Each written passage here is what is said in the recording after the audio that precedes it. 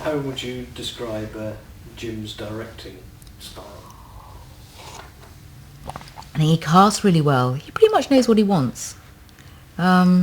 He was very minimal on A Room with a View, and Can you give me James back in your answer, James? oh yes, James Ivory as a director, as his directing, he knows what he wants. He's got a very specific aesthetic sort of look, and he'll just tell you minimal. I think he feels that once he's cast you, which I know a lot of directors do feel, including Tim, that then they just trust you.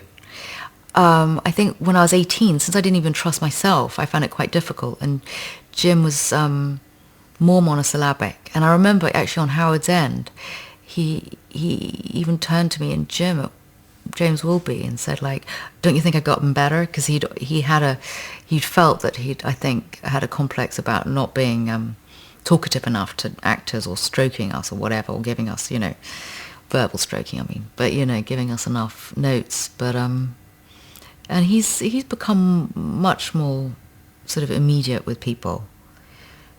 But whatever he does, I remember Peggy Ashcroft sending a message to me, which was really sweet of her, on A Room with a View, and saying, he won't tell you much, but that's, he might not tell you much, but trust, that's enough.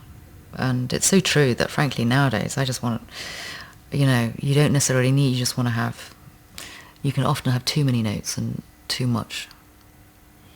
And there's a lot of humour, There's a lot of, like, don't do that because that doesn't look pretty.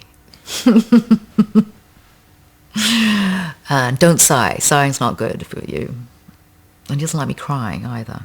There's sort of like certain rules, or like things he tells me. Advice. So would you say you've learnt anything from working with Merchant Diary? I'm sure I have, but to be absolutely honest, it was a long time ago. I mean, Howard's End was 14 years ago. So in a way, it was my apprenticeship, I guess, with them. I mean, I was lucky because I sort of had, because it was good writing, and that's where it starts, and they're great parts. And I suppose, people have often accused me, or like, well, in the papers, not accused me, but they've sort of gone on about my typecasting.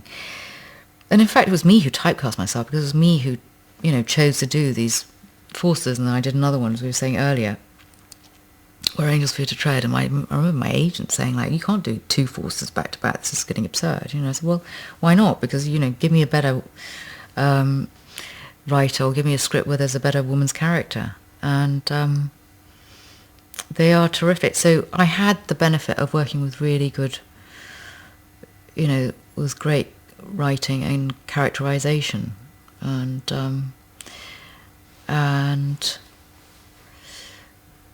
great luck also, because you can do tons of films and they never get released. And with both A Room with a View and Howard's End, I didn't realise. I remember on A Room with a View, with Ismail shouting at me down the phone in New York, saying, "You don't understand what this means," because it had suddenly caught off in America. And I suppose part of me, because I'd never really done a film, I'd done one film before, I just thought, well, this is the way films, you do one and people really like it, and they go and see it for a year, So, yeah. How different is it working on a Merchant Ivory film to working on a Hollywood blockbuster? I think the difference with working with Merchant Ivory, I suppose the sort of like obvious difference, I haven't worked with them, as I say, like for 14 years, so I might be maligning them, but because the budget is considerably lower, but they're forced to put the money where you can see it. So, like with A Room with a View, you don't get like a trailer, On A Room with a View, we didn't get trailers. I think we had one big room. I know we did have a trailer. It was very small. It was with Maggie Smith and Judi Dench, And, but otherwise we had this huge green room which we shared with all makeup and the hair people. So it is definitely a bit of a mucking in situation. But then you get the good writing, Did things get better on Howard's End? I think I had my own trailer. So they've definitely, I think they're quite luxurious now. I think the myth of, a lot of myths are no longer relevant. They've outgrown them. So I think they have, become more luxurious. and and I've seen them grow themselves. I mean, I've seen them not grow, but just become richer. So I see, the houses, they've got more houses, and Claverack, which is the most enchanting house up in upstate New York. Originally, when I on Room the View, they only just lived on one room or floor, and now, as the years went by, they threw out the tenants and appropriated, the whole lot. So, any memories from Howard's End? Well, apart from the traumatic umbrella memory, and the boat memory, that overriding, I'm just thinking, not... I mean, there are tons of memories, but of course, they're quite elusive.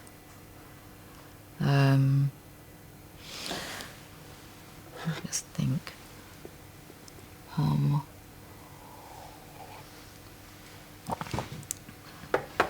Apart from sort of walking around with pin curls in my hair for about 4 weeks and not being able to sleep very well. Would you go back and work with Merchant Ivory again? Yeah, of course. If they ever asked me, I'd always consider, yes, it would be nice, because it'd be a nice coming home. And I'd love to work with them again. As long as the part was good and the writing was good, which is, on the whole, they're pretty reliable in that department.